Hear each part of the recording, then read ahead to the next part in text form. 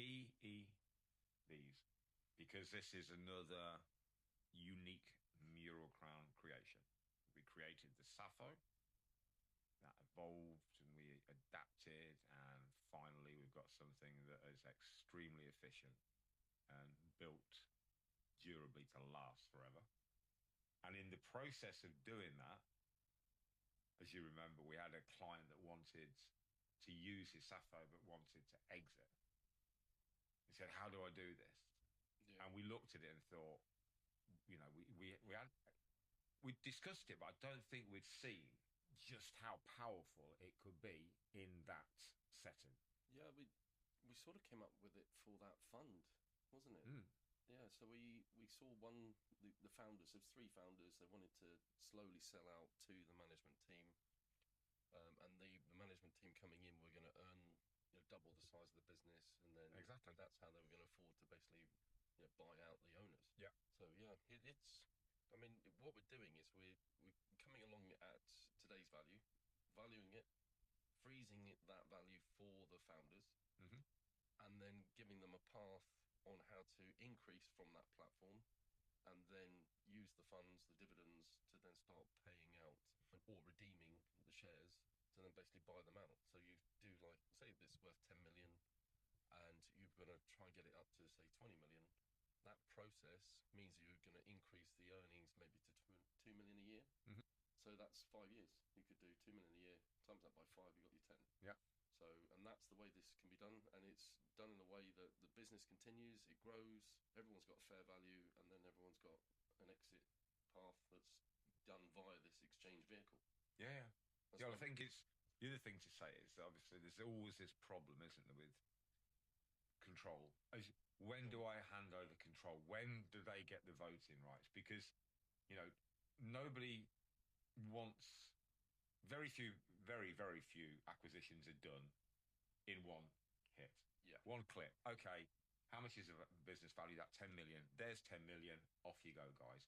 I say that. There are tech companies, occasionally, that have proprietary stuff that happens. But it's still pretty rare. Yeah. So they want the founder or the current CEO, they want people to stick around for a while. And the thing is, if they're not paying them the full lump sum up front, at what point does the owner, the major shareholder, say, right, I'm relinquishing control of this? Because we've seen people burn businesses to the ground in less than 2 years. Yeah. And the guy's thinking, okay, but what if they... Another thing, what if they try and strip it? What if they try and asset strip it? And he doesn't want that because he's built this company. Yeah. And there's no exit for him then. So how does he, And I think there was a lot of green lights for us. It's like, okay, we can take care of that. Yeah. You can use it, for instance, not just for management team buying. It's like a fair way for the next generation to take over a business in pieces and actually end up with it. 100%. Yeah. Yeah, definitely. Yeah. And especially now with the budget changing the employment ownership trust to 50% tax relief. Exactly. And business property relief, business asset disposal relief is now capped at 1 million.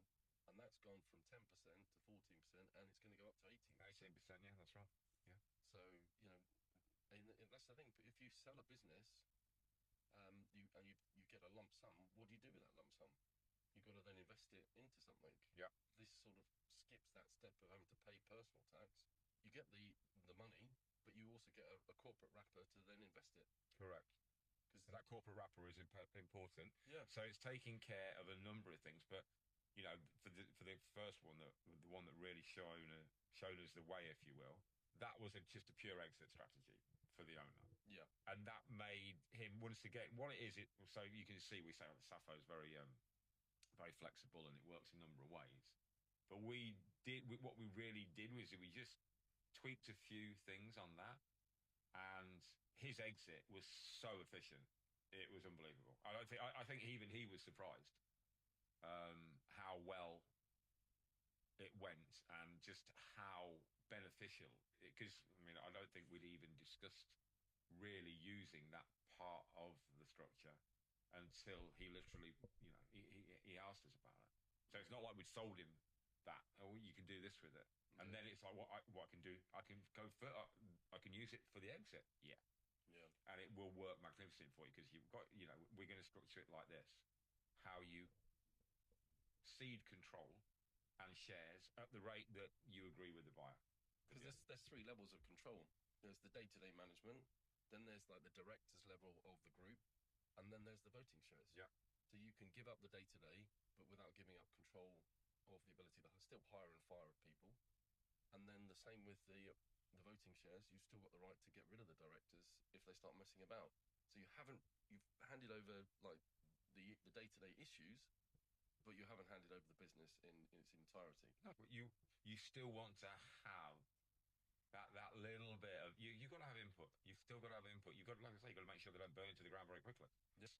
I mean, we're making it sound very easy. It is quite a complex. I mean, if you remember the first time I actually showed it to the fund manager, he was like, "I don't get it." Yeah. You know what? Well, yeah, we did 2 steps, didn't we? Because we did the valuation of the company. Yeah, what was it? 2022, something like that. Yeah. And then as it grew, the percentage that the founders was getting was less and less and less as he got his share out. Yeah. So once they got their 10 million out, they were pretty much like, well, here's the keys. Yeah. But they got the money first before they handed over. I just remember him being, well, you have to explain this to me. Yeah. And it's quite comical because I've had a conversation with him previously somewhere, and I say, why isn't this happening? And he said, because we're fund managers. Yeah. We don't do what you do. Yeah. And I respect this man really. I respect him greatly. And it never occurred to me to that point, and that was another one where it's like, okay, different people in finance think in different ways. We think very differently. He's a fund manager. Why would he be thinking about completely restructuring a buyout or whatever exit he may have? Why would he be thinking like that? He actually needs somebody to advise him. And when I explained it and he didn't get it, I thought, okay, this is certainly probably more complicated than we thought it was to understand. Yeah, I mean it is complex because we are using different rights and different types of shares. The main ones that we use is the voting ones. Yeah. Then there's the freezer, which is the fixed value. They can be the equivalent of like a bond, and then you got the growth. Yeah. Which is like an option, but it's actual shares. Yeah. So and you can throw some preference shares in there if there's somebody else coming into the. Yeah, we can do different classes. There's multiple different members, and that's the thing. When you've got these different share classes, you can then create a very bespoke shareholder agreement that he gets bought out first. Yeah. And then his controlling voting shares go across to the management or the successors, and then the next one gets bought out. We use bespoke a lot, but it is bespoke. Yeah. Because as we know, one owner may say, well, I don't want to be in here for much more than 12 months. Yeah. But, my wife's worked in the business and she does the admin. So it's going to take more time for her. Yeah. So she's going to stay 18. Yeah. But while she's there, she's got shares. He still wants her to have some influence, if you will, some status still. Yeah. So that's where the shareholders agreement literally can be written in stone. Everybody agrees, and that's done. Yeah. That's very important. Yeah, and we're using corporate reliefs like substantial shareholders exemption to get the funds out of the company into their own self-administered family office, all tax-free. So that completely beats business asset disposal relief. Yeah. You can still use business asset disposal relief to eventually take it out personally, but why would you need to? Well, most people are going to want to invest it into something. The income from that is what they use. Yes. So that's the thing. This can be like a pension fund for a business owner selling a business, but then not having all the regulations and all the restrictions. So we've got all the options available. There's no restrictions. So it's not like an enterprise management incentive scheme with rules and regulations. It's not like a pension fund, but it does all the same things that these sort of things do. Yeah. And what about turning that round? Because that was the exit, and then there was another. We had a meeting with a gentleman, and he said that he probably was looking to buy 3 to 4 companies in the next however many years.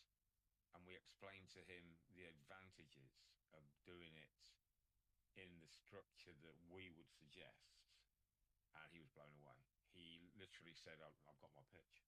If you remember that.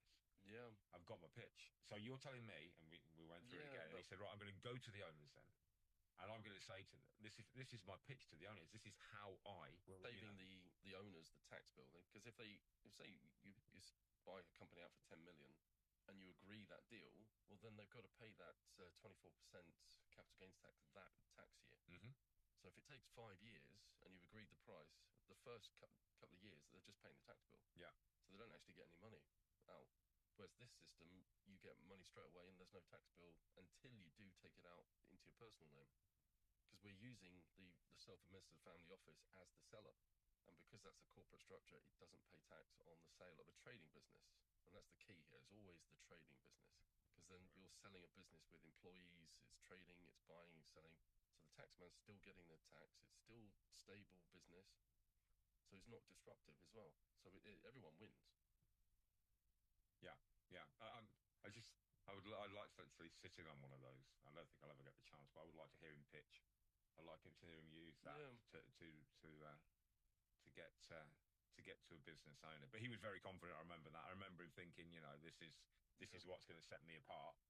Because you know what consolidation plays are like. If there's a sector when someone's consolidated, everybody's in that sector is trying to consolidate. We saw it with IFA some years ago. We've seen it with engineering at certain times. To a lesser extent, we saw it with telecoms. Well, not maybe a lesser extent, we saw it with telecoms. And when the sectors are warm, it gets hot, and everybody's trying to consolidate. And you do need something to set yourself apart, something that makes you unique. And it's not just spending more money, because that's not efficient business-wise. It's not an efficient way to do it. No. It's like, well, I'll just give you more money. It's like, well, you're eating into, that means the valuation is wrong. That means you're eating into the forward. So the founders, in effect, are financing the sale of their own business to the next generation or the next buyer. Yeah. So instead of the banks getting their interest and fees and all that, you're effectively using the tax saving as a way of financing, the sale. I mean, you can use leverage. There's nothing to stop you using leverage in this. So you can be a management buyout. It can be a straightforward buyout. It can be a family transition, and it can also be a leveraged buyout, or just an acquisition over time. So they're all possible. Everything that you would think is possible, normally is possible in this structure. Yeah, there's no limits. You've got total freedom. You've got a blank piece of paper, and you come to us and say, right, I would like this to be exited in 3 to 5 years, and this is the amount of money I want, and it's going to be that group there. Are the kids, or it could be the management. They're the ones going to buy me out, but they don't have a bank in their pocket that's going to finance it. So you're effectively, the seller is the bank financing the sale. And for most sellers, that's handy, because they all say, well, I want the money out. They know they're not going to get it out immediately, so they're financing the actual sale themselves. Yes, but there are benefits to that for them as well, as we've said. Yeah, and and if it doesn't work out, you can basically restructure it again and undo some of the stuff. So there's no, once you've started it, it's not you're locked in because you've given it away to a trust or something like that. There's no trustees, there's no external advisors in control. You're in control until you decide you don't want to be in control anymore. There's so much flexibility in it. I like that. I think we ought to end on the fact that you said anything's possible. I think that's like perfect, absolutely perfect to end with. Anything's possible.